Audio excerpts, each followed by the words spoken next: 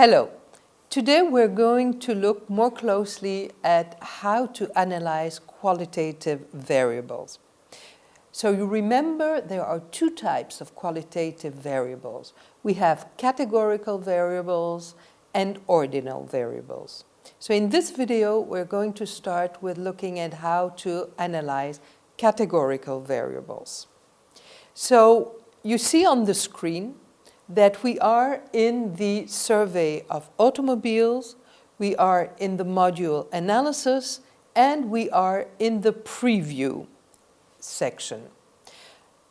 To do a specific analysis, we're going to click on the button that is called New Analysis. And so if we click on New Analysis, what happens is that we have a board here that appears on the left-hand side, and then the result for question number 1. And only for question number 1, because if you see on the right-hand side, there is nowhere else I can go compared to the preview section.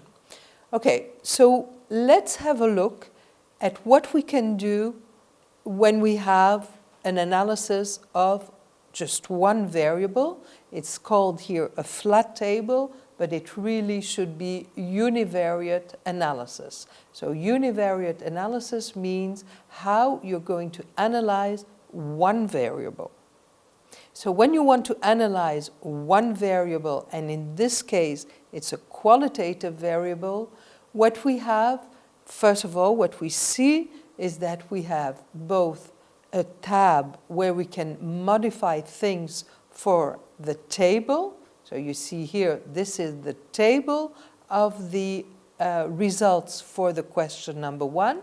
And we have another tab called Chart, where we have all the options that we can use to change the chart that comes with this question. So actually, we will start with the chart. We will start with the chart, and you see that by default, the chart is in automatic mode. But if I click on personalized, just clicking here, you see that a large number of possibilities appear, and you can choose from these various possibilities. You can also choose not only the type of chart, but you can also choose, je répète, you can also choose the colors that you want to use for your chart just by clicking here on the scroll down menu.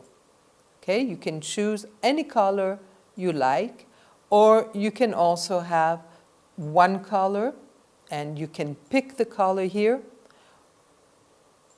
or you can have two colors and here you pick the two colors. Whenever you are making a change to the chart, you have to click on Apply Changes. So I'm going to go back on the automatic, and let's see what we have in the tables. In the table, first of all, we have a scroll down menu with all the different variables that you can analyze. When you look at the list of variables, you see that each variable is preceded by a little icon. This first little icon indicates a categorical variable. This icon, where we have AB, indicates an open question where you have text that is being entered. If we have a question that is preceded by the numbers 4 or 5, it indicates a quantitative variable, which we will see in another video. And if we have a symbol like this, it's a scale for performance. We have a scale variable. You see that we have a little plus here. If I click on the little plus, I have a menu where I have each variable that appears individually. We will look at that in another video as well. Okay, so these are the list of all the variables that you can analyze. we are going to look more specifically at variable number 8 for fuel. Okay, so fuel is typically a categorical variable. In this variable, people have indicated what type of fuel their car uses. So you can see we can have unleaded gasoline, diesel fuel, GPL, or regular fuel. These are different categories of fuel that a car can have. Now, why is it a categorical variable? Well, just because there is no specific order in which I can put my responses, in a sense that unleaded fuel is not smaller or bigger or better than diesel fuel or GPL. It is just a category. And so let's look at what we have in the table menu. In the table menu, we have a little square here that allows us to group or sort the modalities. You see that if I click on that in that little box, I have a little settings wheel that appears, and if I click on that wheel, I have a window that opens up and that will allow me either to group variable. I repeat. I have a menu that allows me to group the modalities, and I have another menu that allows me to sort the modalities. So let's assume that I want to change the order in which the various modalities appear, and that I would like to have an order in alphabetical order. What I can do is I can drag diesel fuel up in first position, then I would have GPL in second position, if I want to do it in alphabetical order. Regular fuel will be in third position, and unleaded fuel is going to be in last position. This way, I sorted the modalities, the various categories, I sorted them manually in alphabetical order. And I click OK, and my table is going to change accordingly. I can also,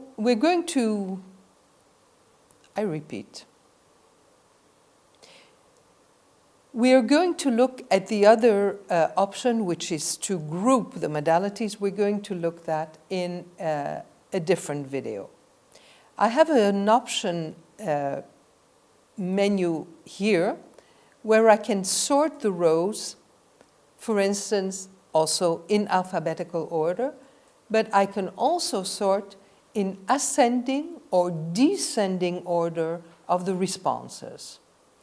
Usually, when I have a categorical variable, I am going to sort the responses in descending order of the responses. So here, if I have done that, if I have clicked on descending order, and if I apply the changes, I will have the modalities that will be sorted again based on the number of responses I have received for each category. So this is something, here we have options that are going to be very useful if we have to present the variables, the results of the variable in a fashion, in a way that is more, okay, I repeat. Here we have options that allow us to present the results of the variable in a more palatable way, in a way that is more attractive for a reader of the report.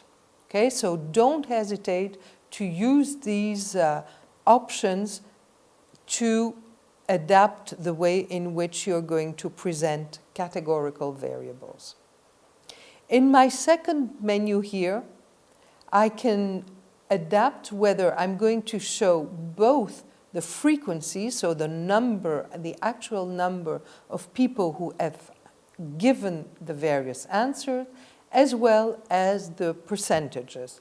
I can choose to show only the frequencies. So I unclick, I deselect the percentages. And in this way, I only have the frequencies. Obviously, if I want the percentages, I click again and I apply the changes. We will look at the statistical test when we are dealing with bivariate analysis. Here we have another option that is very frequently used, which is to ignore non-responses. In this case, because we have 0 non-response, it will not change anything to the presentation of the table, but we will see how it works in a different example. And here we have other possibilities in how to present the title of the variable. So we can have an automatic title for the variable, and what this means is that Sphinx will automatically choose the name that you have given to the variable as a title, so it will be fuel, or if you want to personalize it, you can give it a title. So here I can say fuel of the car, and I apply the changes. And so what happens as well is that the number of the question disappears from the title. We can also have a specific comment that can be displayed. So again, I click on the settings button and I can include here, this is the fuel category of the car. Usually the comment will be on the responses. So the comment should be more to the effect that the largest category of answers is diesel fuel. Okay? So this is what we can do with the chart, with the table tab. This is what we can do with the table tab. Now let's look at what we can do with the chart tab.